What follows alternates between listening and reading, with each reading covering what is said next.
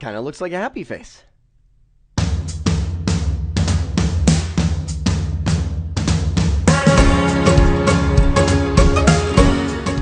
By the time we're done here, we will connect the physical CCNA lab environment using copper and fiber cabling.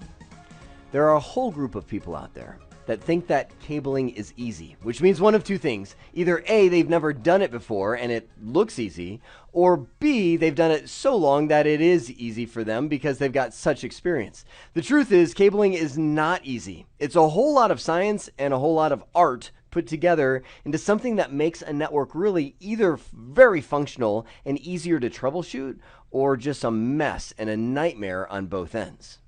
Now, there is an entire series I created at CBT Nuggets called IT Expertise Cabling. The IT Expert series, hang on, let me finish writing. Cabling. The IT Expertise series is designed to be very real world, and it is. It's literally me walking into a brand new building that has yet to be cabled or done anything, and figuring out where the wall jack goes, how to mount a rack on the wall, where do you bring in the patch panel connection. I mean, it's essentially soups to nuts how you cable a building, and even that is just like this will get you started. There's so much more, and that's not what we're here to talk about. We're here to talk about how to properly cable the CCNA network, but I can't let you go right into that without at least giving you what I would say the big 3 rules of cabling. Number 1, have a plan and be intentional.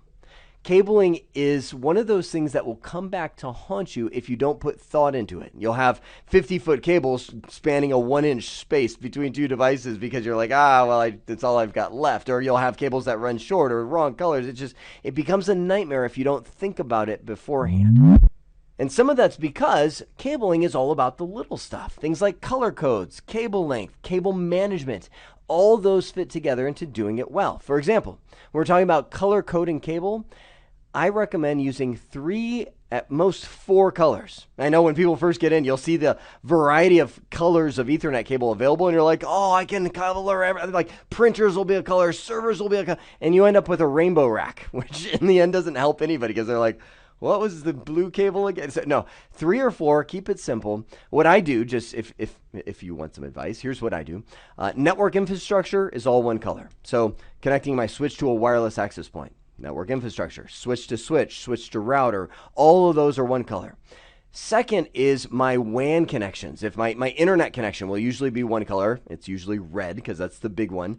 My private network connections will either be red as well, like if, and when I say private, I mean private wide area network connections, like a Metro E, a T1.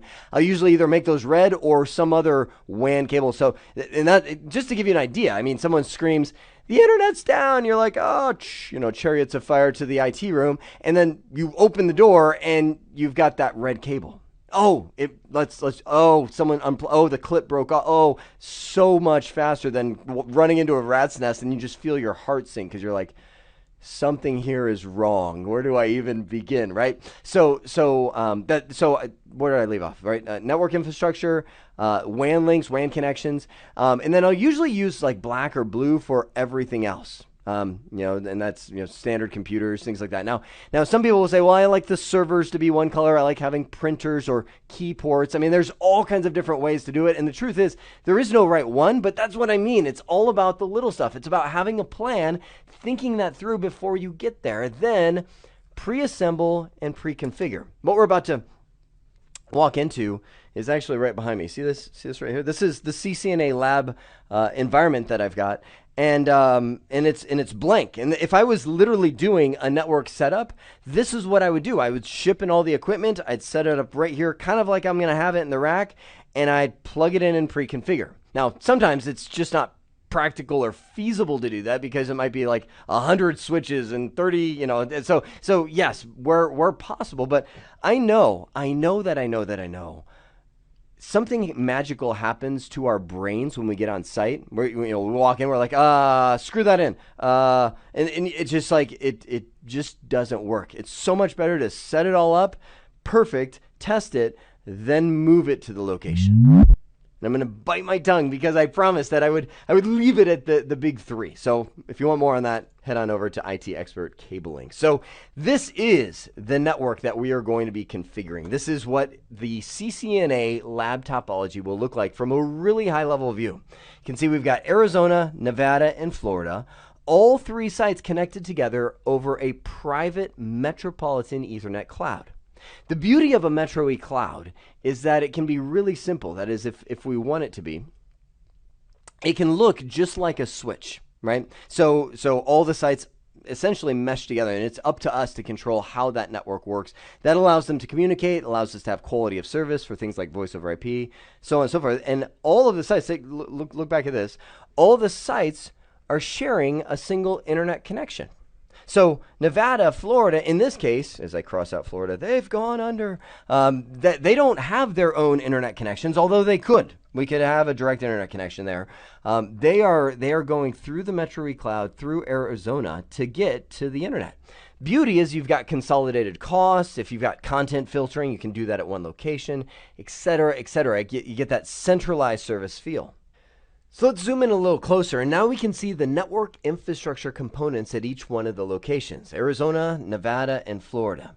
These 2 sites are pretty small. We've just got a switch and a router at each one connecting in through the Metro E.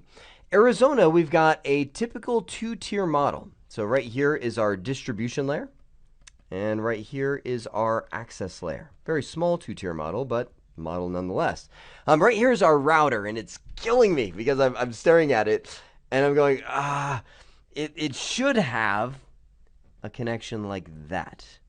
The reason we decided not to put that in there in a little of the pregame show, and when I say we, I'm talking about the other CCNA instructors, is because it's a little bit beyond CCNA to talk about the resiliency protocols or redundancy protocols.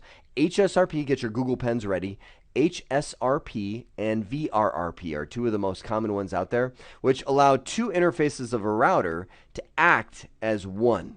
And if one of them goes down, the other one takes over and keeps the network up and running. So beyond CCNA topic, but it's just because it's reality. I want to keep that guy in there because that's what just about everybody would do. And maybe if we get lucky, we'll get some extra time and add in that configuration there as well. So this is the physical layout. This is kind of a miniature network diagram. And that's actually where I'm going to end this nugget. I know you're like, wait a sec, we're just about to get good there. That's where we're going to dive into the lab. I'm looking at the time and I'm going, man, I need to show you interface numbering. I need to take you over to the lab and actually get us set up in there and show how we're going to connecting. It's going to take too much time. It's going to be better off if we break this into another nugget. So I need to make a little modification right here.